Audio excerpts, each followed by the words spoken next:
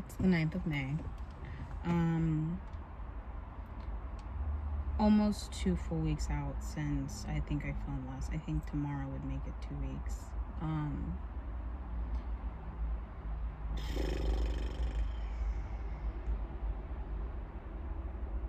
I've been adjusting good. I want to be honest about it. I struggled a little bit these past 2 weeks with the realization that I was still managing the first 3 weeks of school, and by the last 2 weeks of school, in preparation for my midterm, I realized that I hadn't been putting all the energy and thought and effort that I had wanted to put in school. And now I'm not going to put that blame all on the fact that I was working, because I have the time. I just don't have the will. I struggle with holding myself accountable, and that has been my biggest anxiety since starting these. Anything that has responsibility attached to it literally freaks me out. And I think I bag on myself a lot, because let's do an inventory check. You know what I mean? I'm in school, I'm working 2 jobs, I'm juggling the 3 of those, and my grades are good. I just think that I know myself, and I know that I'm doing the assignments, but I'm not fully engaging sometimes. And I had this frustrated look in the mirror where I was like, you paid for this. This is literally the building blocks to your future. You wanted this, you're doing this. You are the only thing holding yourself back. And I wish I could say that that conversation was enough for me. That I look at myself in the mirror and go, Megan will be proud of you. Then I'm like, ooh, she would be. She'd be so proud of me. That I seek these constant forms of reassurance to keep going. Because I'm still depressed.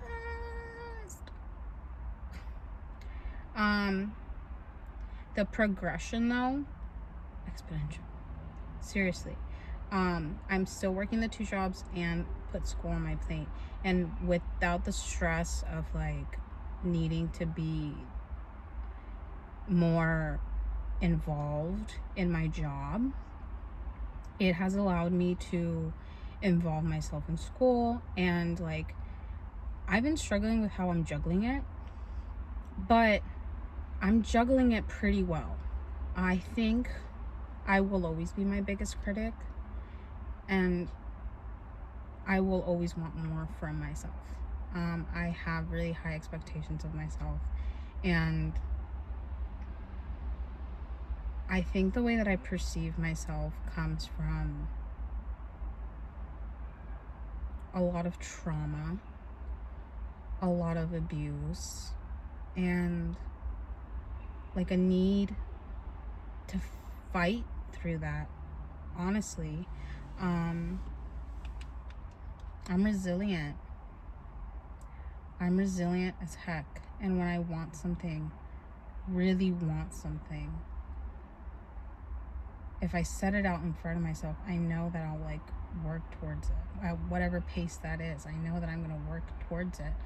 And if I put my head on straight, chances are I'll get it. At least that's how I feel everybody should look at life. You know what I mean? And if you don't get it, you don't get it, babe. Not everything is meant to be. But the things that I want require work and effort. And I get on this side of things where I've signed myself up for school, and I'm in theory, I know I can, but I'm still struggling to not want to go to bed and do homework instead. I'm still struggling to balance out everything and not feel so overwhelmed that I want to do none of it. I have found myself a lot lighter. I move with a little bit more ease. I'm significantly more present, have been for quite a while now. Not quite a while, but quite a bit now. I've been clocked in for quite a bit, and it feels really good. I'm not gonna lie and say I haven't had a day or two where I've like struggled to power through, but for the most part, I've really been trying, you know? And I was having this conversation with my therapist, you know? And I understand now that in my own way, I was trying to vocalize and communicate that I recognized him as a caretaker of mine and that I wanted to show my appreciation for that. And the way that I was able to describe it was in an analogy, and I looked at him and I said, you know, I have my plants and I take care of them and I water them, and I only really acknowledge them when I'm in caring of them. And they don't necessarily provide anything to me other than me getting to watch them grow and watching them flourish. Every new leaf, every new stem, every time they reach out for the light and happiness, it brings me joy. And I looked at him and I was like, I'm like one of your plants. I was like, and I want to, you know, say thank you. And I acknowledged, I said, you know, I see you as one of my caregivers and it means a lot to me. And, you know, you matter to me. And relating to that is how I do see myself. I do see myself as a living being in a constant state of change, constantly growing and aging, you know?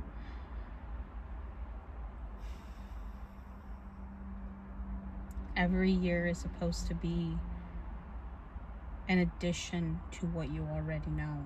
It's supposed to be adding to your resume, if you will. And I feel like it's so easy to get in these mentalities of like just passing time by, because what else are you supposed to do? Work at it every day? Why? But that's the thing about me. And I have a theory. Possibly not my own theory. I don't guarantee it to be my own original thought, but it was an original thought in my head.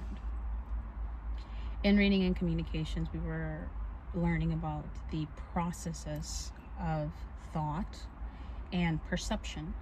In it was explained to me that our brain naturally, instinctively tries to pair similarities between what we perceive.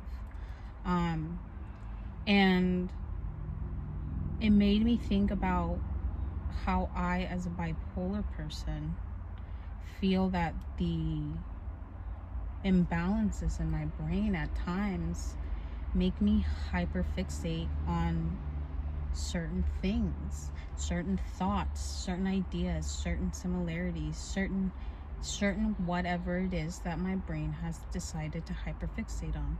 And in recognizing this pattern fixation that is just sits within us, it made me wonder to what extent that part of my brain is affected by me having bipolar. Because I want to be transparent and I want to be honest. I feel like I present myself as resilient. But I don't ever want to come off as boastful about that. What other option do you have than to keep moving forward? You know what I mean? Like, At the end of the day, life's gonna beat you up, down, upside down, inside out, and around. You know what I mean? In whatever ways it wants to. And your choices are take it or take it. You can take it with a smile and a good attitude and try to make the best of it, or you can dwell on it, pick up a victim complex, and pity yourself. I don't know where it comes from. I don't know where it comes from, where I mean, maybe I do. Maybe I do. I had a tough childhood. I held intelligence past what I perhaps should have for the life that I was living. And it got me in trouble. I was perceived as a problematic child. And in that perception, perhaps you could say that the things that were done to me were valid because I was a troubled child. I remember what I was like as a child, and I don't think I would describe myself as troubled. I think I would describe myself as intelligent and curious and a little too self-aware.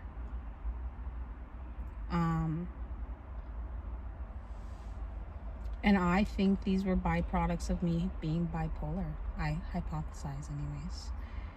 Partially the intelligence and partially the imbalance in my brain that probably had me acting out of normal. And I feel like I try not to use derogatory words when referencing my breakdown, my psychosis, my mania, my mental health. But if there is a standard and you waver outside of that, you by identification are abnormal. You are outside of the standard realm. It's not a bad thing. I don't see me having bipolar as a bad thing. I see it as a fact. It is what it is. Like I've seen a lot of my life. I've seen it as it is what it is. I live in an abusive household and I have no out. It is what it is. I'm homeless with my dad and I have no access to anything. It is what it is.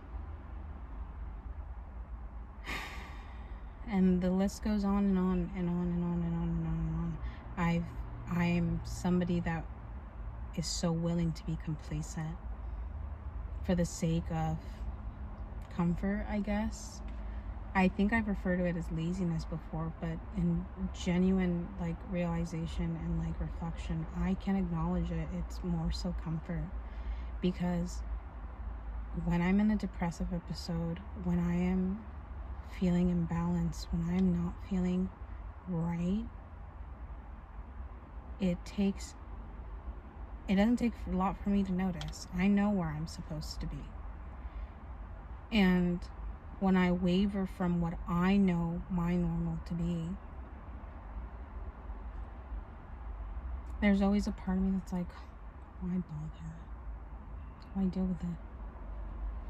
Why fight what I was stuck with? And in having a psychotic breakdown, I realized what responsibility meant as far as mental health and what it meant for yourself and for others to like uphold your mental health. If you can be a genuine potential danger to society, if you're not taking care of yourself, at what point are you liable for what you may do if you aren't taking care of yourself? I see myself taking care of myself as a chore. I see it as something I have to do. I enjoy some of it. There are parts of it that I enjoy, but I see it as a necessity, and I see it as a not means to an end, but reason to a cause. You know, if I don't hold myself above water, who knows what'll happen. And for me, living constantly in the state of it is what it is,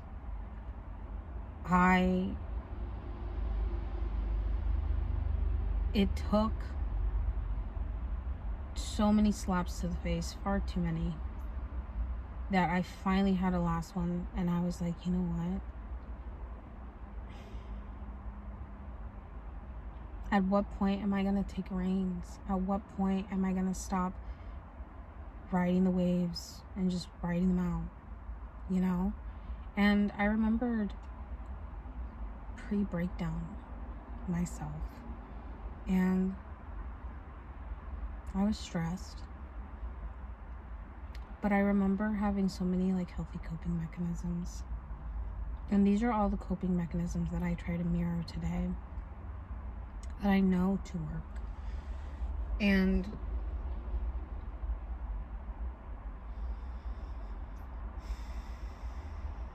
you know, I think right now I'm in a spot where I know I'm walking towards something. I can feel the change of environment. I can feel the change of energy. I can feel the change of my pace. And it feels really good. Today I woke up and I did homework. I finished all my homework for the, I was gonna say weekend, but I have one more homework assignment that I have to do tomorrow. And I went on a run, took a shower, I went to work. I just got off. I'm here filming my video, and I still have a couple hours left in the day to probably read. Oh, okay, so here's the thing. No one's more upset about this than me, okay? I only got 88 pages in, but I literally was trying to read this book every second I could. With how much homework I've got and the workload that I honestly wasn't expecting. Well, wasn't expecting. I think like I didn't know what to expect. So it wasn't what I was expecting. I had no expectation, so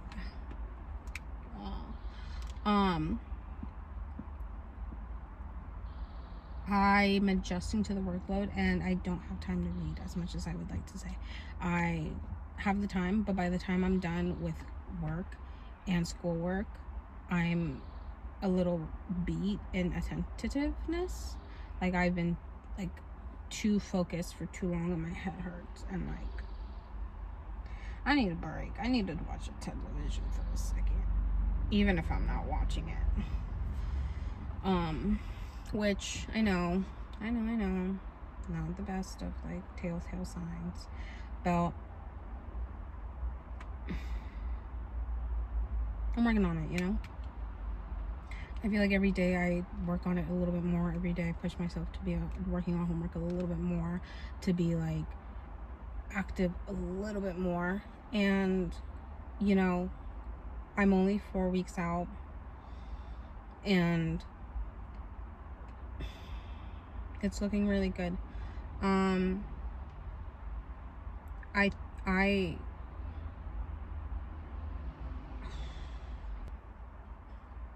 The capturing of this process is so important to me, at least maybe the beginning parts, because this is where the hardest work is implemented. Because I'm still struggling, but I'm like being very active and very like functional and intentional. I'm balancing out a new schedule, and I'm doing it very well at the moment. It needs some tweaks, and once I feel a little more comfortable, I feel like I'm going to be able to start adding my walks and my runs again. I have slowly started just feeling it out. It's not something that I've even like acknowledged. Like, for example, I haven't even acknowledged my miles. It's not something that like, it's always going to be in the back of my mind, but it's just not something I can think about right now. I'm so focused on the mental and the emotional aspect of it that the physical, it'll get there when it gets there. But let's not negate that in saying I literally see the, like, oh my god, it's getting kind of hot. Oh, and me seeing human beings like plants almost. I think it shows how you're doing on your body. I think it shows how you're handling life and how life is treating you. And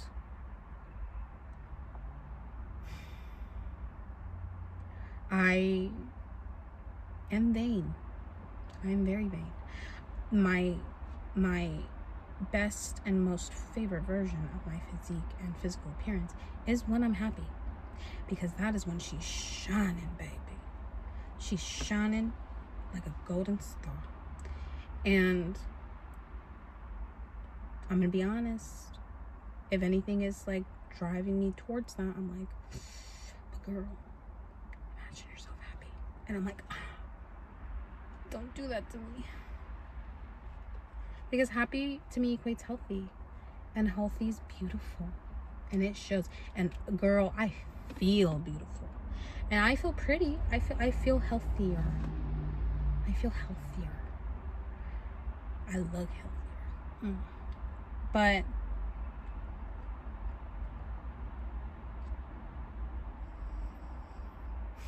I just know that this isn't it. You know what I mean? This isn't the promised land, if you will. We're doing so good. We're doing so good. We're handling this so well. And I think if we just stay in this path that we're doing this at, we're gonna be okay. Thank you for watching. Sayonara, babe.